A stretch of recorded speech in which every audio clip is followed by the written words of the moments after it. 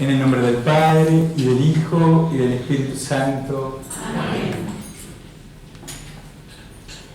Vamos a pedirle a María, la Señora de la Misericordia, que interceda ante Dios Padre para que descienda el Espíritu Santo sobre nosotros en este tiempo, para que nos abra el corazón, para que como ella podamos ser discípulos receptivos de su palabra, que podamos descubrir y que la palabra nos interpele hondamente y podamos descubrir el misterio de la misericordia de Dios sobre nosotros, porque Dios no ama en universal, sino ama personalmente a cada uno.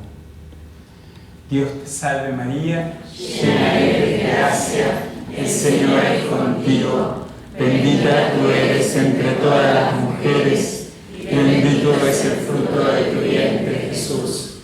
Santa María, Madre de Dios, ruega por nosotros pecadores, ahora y en la hora de nuestra muerte. Amén. María, Señora de la Misericordia, ruega por nosotros. Bueno, tengo 58 años de edad, 30 de sacerdote, voy a tener ahora en noviembre. Y por eso hace tiempo que descreo de las charlas. Descreo de las charlas porque en general entran por un oído y salen por el otro.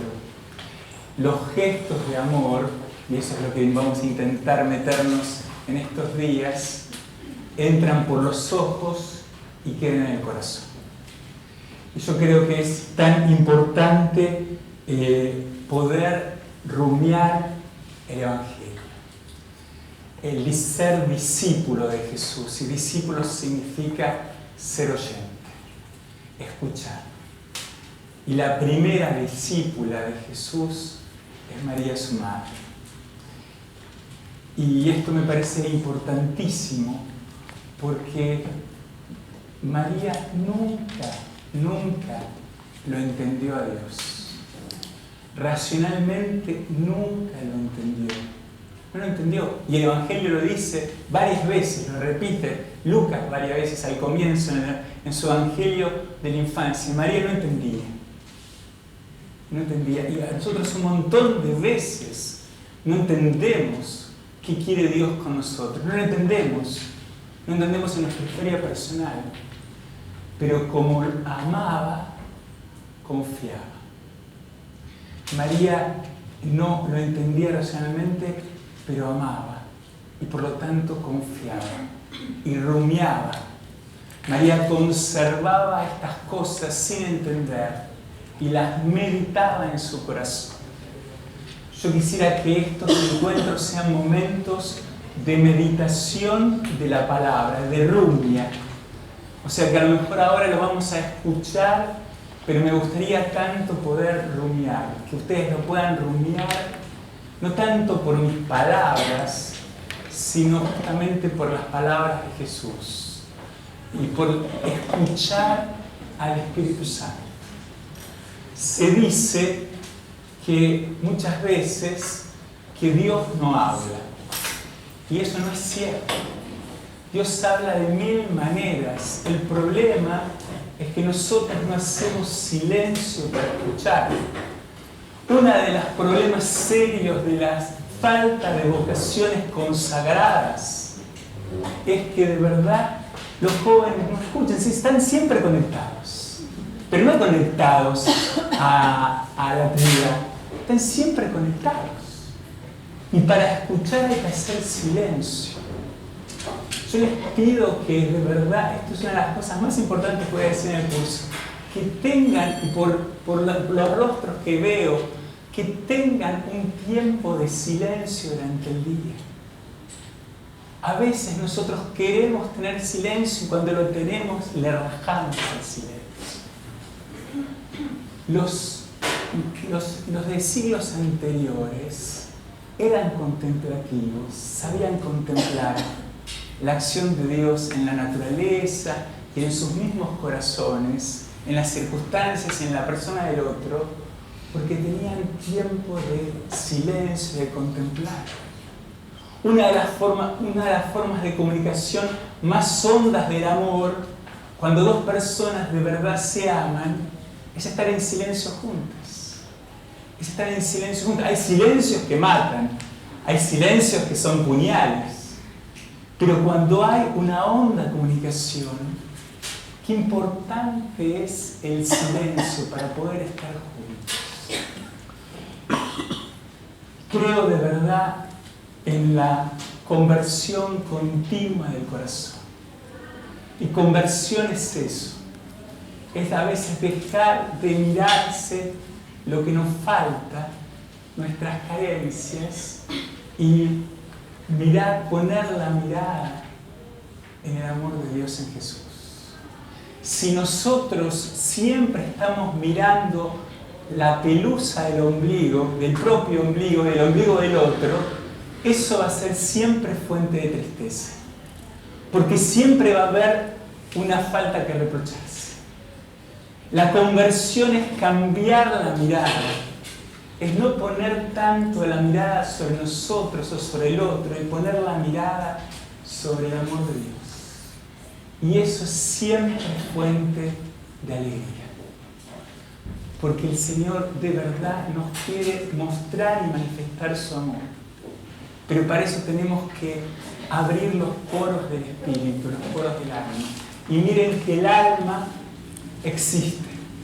No la podemos medir, pero el alma existe. Yo sé que el alma existe primero porque muchas veces me he sentido amado. Pero además porque el alma duele de verdad. Esto lo digo continuamente. Uno a veces tiene un dolor en el pecho y se asusta y va al cardiólogo. Bueno, José Luis fue cierto esto, que tenía un dolor en el pecho, y fue cierto que fue al cardiólogo y dijo, se quedó internado. Pero muchas veces uno va al cardiólogo, le hacen un montón de chequeos y le dice, no, usted no tiene nada, usted lo que tiene, se lo dice el cardiólogo, es angustia. Es angustia. El alma duele, de verdad. Karl Rahner, un teólogo jesuita, como uno de los padres del concilio, en el postconcilio, en el año 65 más o menos, decía el cristiano del siglo XXI será un orante, será un místico o no será. Y quisiera que estos encuentros, más que clases, sean un estar con Jesús, un ponernos a los pies, como las dos Marías. ¿Vieron? María, la madre de Jesús, la Virgen, y María, la discípula de Betania, la discípula, la hermana de Marta, que en Betania se ponía a los pies de Jesús. Que no alimenten nuestra cabeza, nuestra inteligencia, sino que nos conmuevan el corazón. Quisiera en verdad esto. Esta frase ya entramos en materia, de el escriba con el que comienza la parábola del buen samaritano, Lucas 10, 25, 37. Se acerca un doctor de la ley y le pregunta a Jesús, ¿qué debo hacer para ganar la vida eterna? La gran pregunta de nosotros, para mí es una gran pregunta. ¿Qué debo hacer para alcanzar el cielo? ¿Qué debo hacer? Termina la parábola, hacé lo que hizo el samaritano. Hacé. En el fondo, ser cristiano es hacer misericordia. Sean misericordiosos como el Padre es misericordioso. La traducción, a mí siempre me mató esta frase, sean perfectos como el Padre de los cielos es perfecto. Ah, no, flaco. Pero la traducción que me decía la otra vez un amigo rabino, era la traducción del hebreo, de literalmente es, sean plenos, como el Padre es pleno. Ah, ahí es otra cosa. O sea, estamos llamados a la plenitud. Estamos llamados a la plenitud. ¿Qué es la vida eterna? La vida eterna es el final de la parábola de los talentos. ¿Se acuerdan la hermosa parábola? Vuelve el Señor después de mucho tiempo, que se fue de viaje y le repartió sus bienes a sus criados, a sus obreros, y vuelve a pedir cuenta, a ver qué hicieron con los talentos que le dieron. Y los dos que multiplicaron, ¿no? Van contentos y le dicen, acá vos me diste 5 talentos, acá tenés otros 5 que he ganado en mi vida. ¿Qué le dice el Señor? Servidor bueno y fiel, has sido fiel en lo poco, te encargaré de mucho más. Entra a participar del gozo de tu Señor. Estamos hechos para el gozo. La vocación del hombre es al gozo. Nosotros hemos sido creados para el gozo. De verdad. Hemos sido creados. El cielo es el gozo. Es gozar del amor de Dios.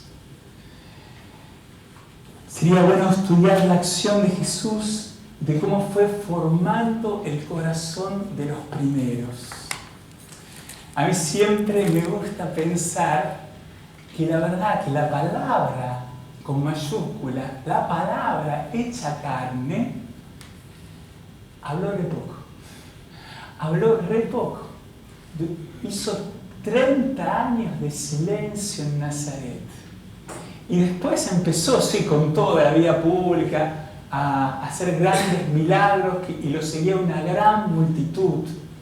Pero en un momento determinado, cuando él se da cuenta que se va estrechando el cerco contra él de las autoridades religiosas de la época, de los jefes judíos, él deja la vida más pública, decide ir caminando hacia Jerusalén, en la Biblia el lugar de la muerte del profeta, es decir, decide cumplir de verdad la voluntad del Padre. En Lucas 9:51 dice, la Biblia de Jerusalén dice, Jesús endureció su rostro hacia Jerusalén y fue caminando, y todo el Evangelio de Lucas se teje a partir de ese momento, un caminar, un seguimiento hacia Jerusalén, a cumplir la voluntad del Padre, el lugar de la muerte del profeta. Pero a partir de ese momento, los sinópticos muestran que de verdad comienza Jesús a dejar las multitudes y a dedicarse al primer seminario, a los 12. Empieza de verdad a formar a los 12. Qué bueno sería esta frase de Carlos de Foucault, si cada uno de nosotros pudiera vivirla, ¿no? Que el Evangelio sea mi vida y mi vida un Evangelio para mis hermanos. ¿No es cierto? Esto de que seamos hombres y mujeres que susciten la pregunta por Dios. Hombres y mujeres. Ese texto hermosísimo de Lucas 11, el capítulo de Lucas sobre la oración.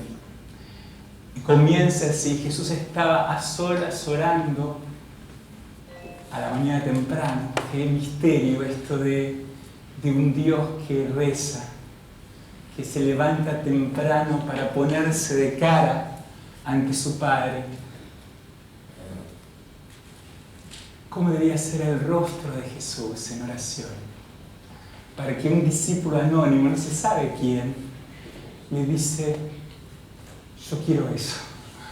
¿Cómo haces para tener este rostro? No le pregunta qué crema de enjuague o qué instrumento de belleza tenés, sino enseñar a orar. Yo quiero eso. Ojalá nosotros seamos hombres y mujeres que dimanemos algo, que suscitemos la pregunta por Dios. Y no tanto con palabras, porque, como decía hace muchísimos años el gran Pablo VI en Evangelio Nunciandi, el mundo contemporáneo, en el año 74 lo decía, el mundo contemporáneo está cansado de palabras. Por eso descree de los maestros. solo tiene credibilidad a los testigos. Y cree a los maestros en la medida que son testigos. Qué importante esto, dar testimonio. Y nuestra vida se explica y se fundamenta en la revelación de Dios que se revela en su Hijo amado, Jesús.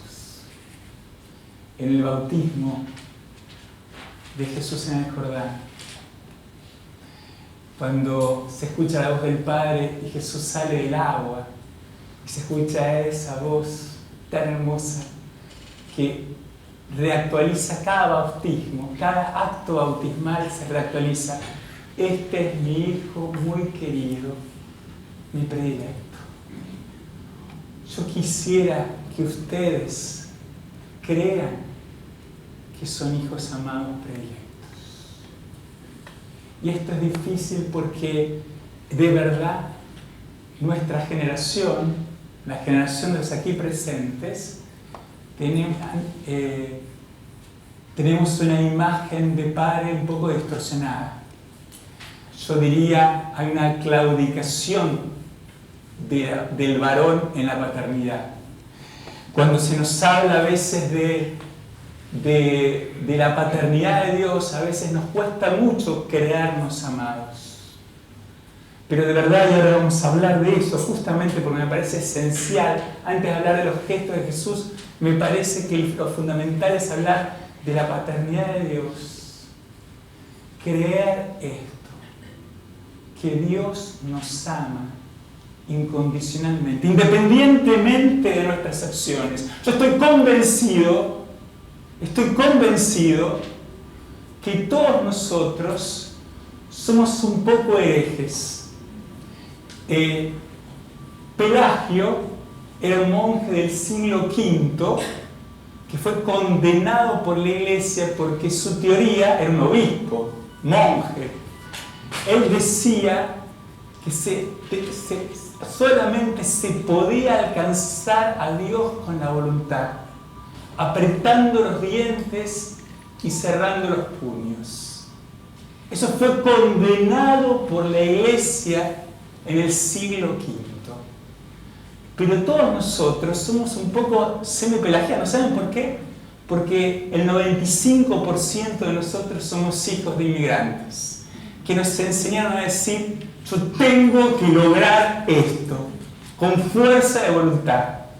Entonces nos cuesta un montón aceptar el don, aceptar el regalo, que de verdad el Señor nos ama independientemente de nuestras obras.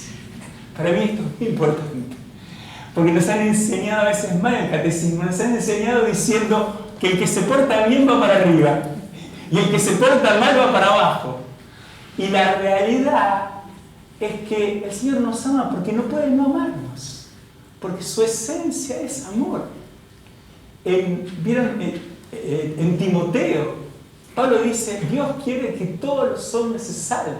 Dios quiere que todos los hombres se salven y lleguen al conocimiento de la verdad. El querer de Dios es que estemos en su corazón. Nos creó para su corazón. Nos creó para su corazón, independientemente de nuestras obras. Él nos ama, no puede no amarnos. Después lo vamos a ver. Quisiera verlo hoy en la palabra del Padre misericordioso, del Hijo pródigo, llamada. Independientemente de nuestras obras, Dios nos sigue amando, siempre nos sigue amando. Y me parece que es fundamental para creer en un Jesús misericordioso ver la imagen de Dios. Por eso voy a hablar de la paternidad de Dios para hablar de los gestos de Jesús. Pero antes les voy a regalar como un contexto dos poesías de Unamuno. La primera, en esta línea, ¿no? Méteme, Padre eterno, en tu pecho, misterioso hogar. Dormiré allí, pues vengo deshecho del duro bregar. Méteme, Padre eterno, en tu pecho, misterioso hogar. Dormiré allí, porque vengo deshecho del duro bregar.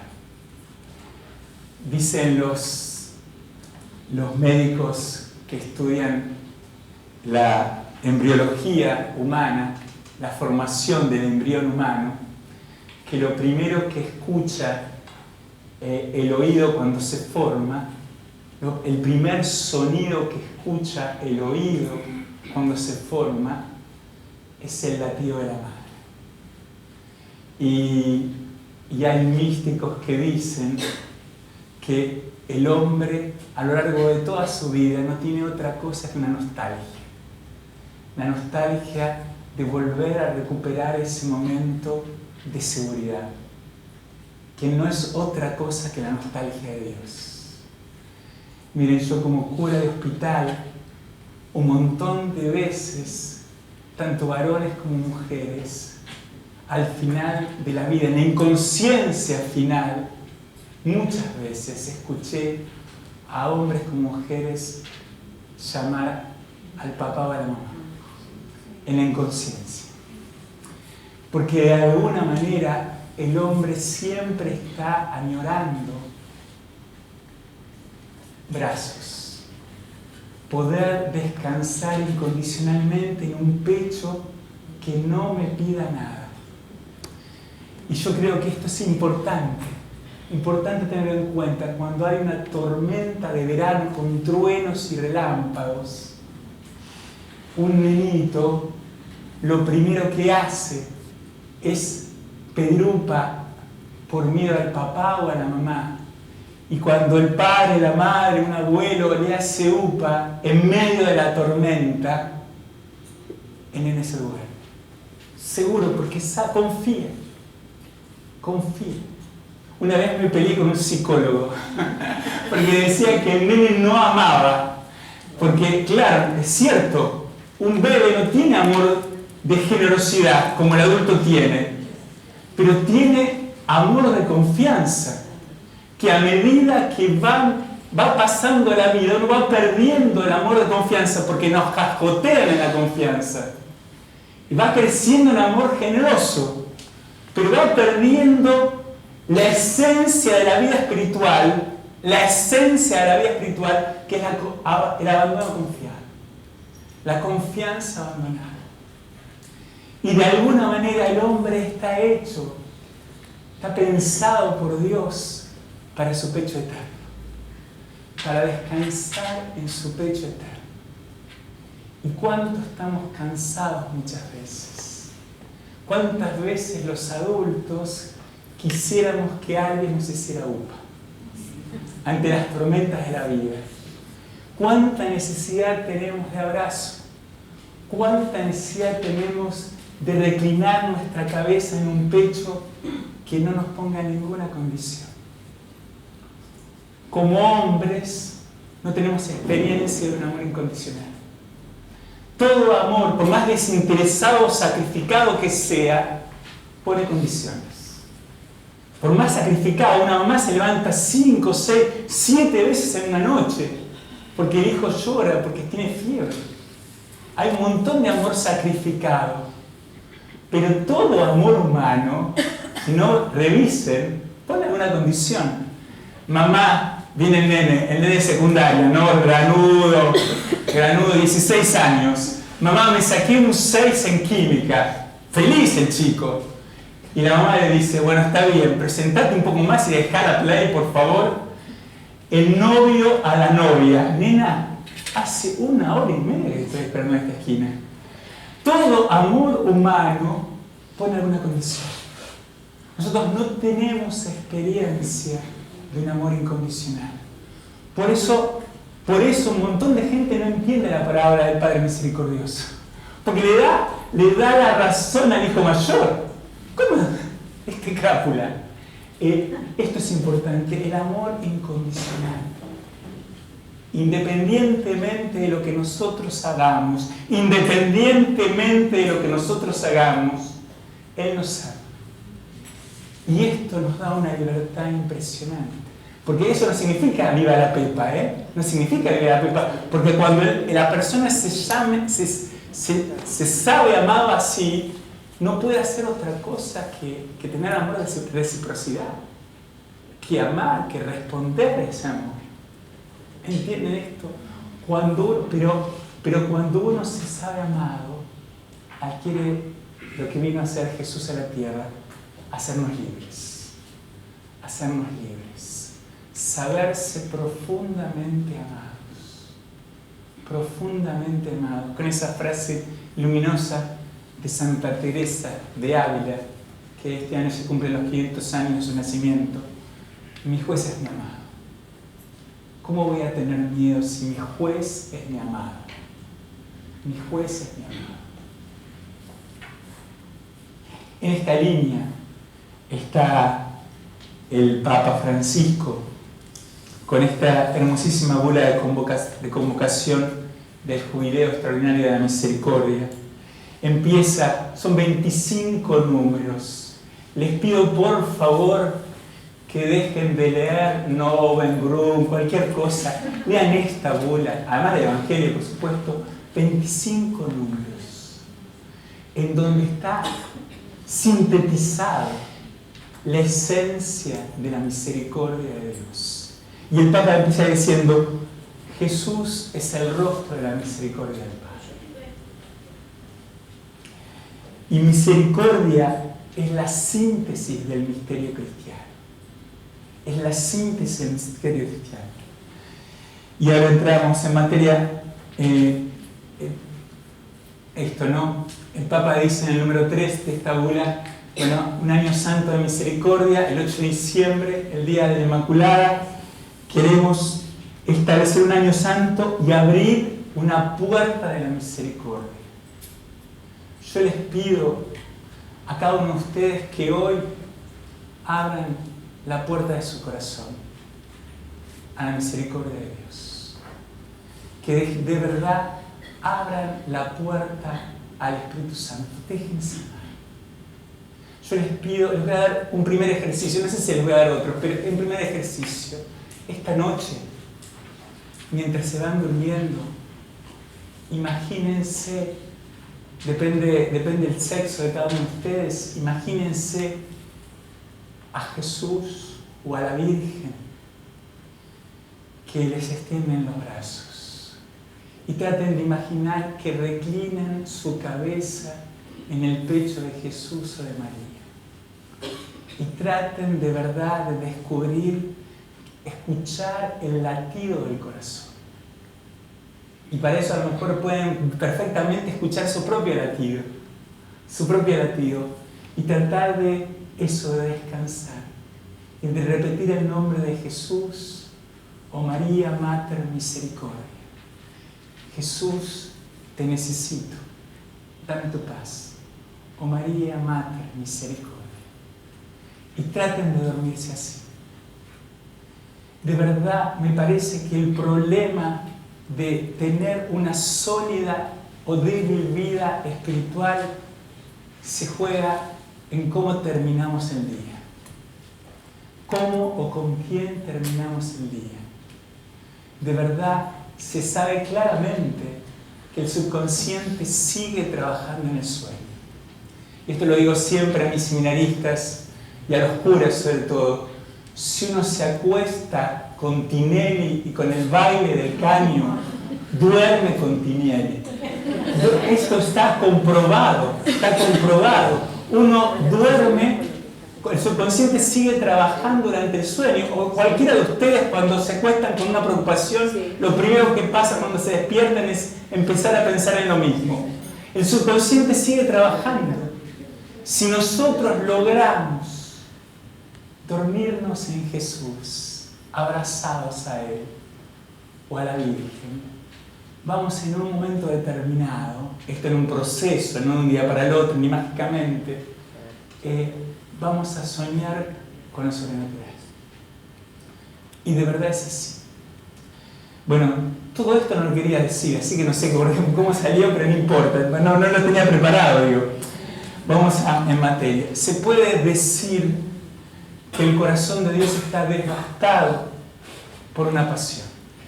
El Dios de la Biblia es un Dios apasionado y la pasión del corazón de Jesús es la misericordia.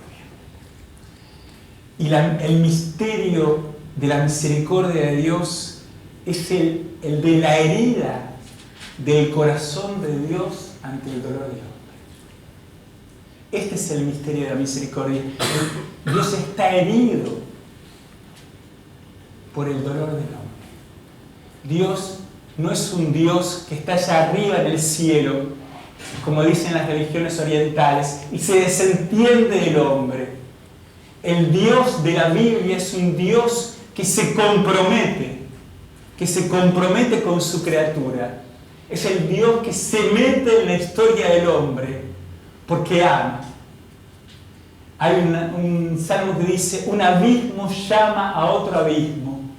El abismo de la miseria del hombre, del dolor del hombre, del sufrimiento del hombre, llama al abismo de la misericordia de Dios. Y vamos a empezar con el libro del Éxodo. Voy a empezar con el Antiguo Testamento para llegar a Jesús. El libro del Éxodo, el capítulo 3, cuando Moisés se asombra por una zarza que arde en medio del desierto y no se consume. En el versículo 5, 3:5, y se acerca a la zarza, y Dios de la zarza que le dice: descalzate, porque el lugar que pisas es tierra sagrada. Ahí empezamos. Porque de verdad la zarza que arde, además de ser Dios en la Biblia, es el misterio del hombre. Yo como cura de hospital, una zarza que arde es un hombre que sufre. Y por eso ante el dolor de un hombre que sufre, hay que descalzarse. Es tierra sagrada el dolor del hombre. Uno tiene que descalzarse de sus ideas, de sus palabras, de sus conceptos. Desde la zarza Dios le dice: descalzate, porque el lugar que pisas es tierra santa, y le dice: he escuchado el gemido de mi pueblo y he tenido compasión de él. A mí me encanta esto, porque yo sé lo que es gemir de dolor. Un gemido es un grito contenido, fuerte en su origen, pero muy tenue en su expresión. Gime el que está rebalsado de dolor. El que está rebalsado de dolor, el que ya sufre tanto que ya no tiene ni fuerzas de gritar. Y el texto es hermoso, dice: he escuchado el gemido. Es tanto el sufrimiento. Solamente puede escuchar un gemido en una sala de hospital, el oído, a la noche, ¿no? Del hospital, el oído de una enfermera veterana, experimentada, que en medio de la noche escucha un gemido. Y a mí me gusta mucho este Dios que escucha el gemido y tiene compasión. He escuchado el gemido de mi pueblo y he tenido compasión. Compasión en las dos acepciones. La primera, la más común, la que todos conocemos: compasión, padecer con, estar junto a el dolor, al que sufre, al que está doliente. Padecer con. Pero hay otra acepción de la palabra compasión, que es participar de la pasión de amor de Dios por el dolor, por su pueblo dolido. El patos de Dios, porque Dios sufre una pasión de amor por su pueblo.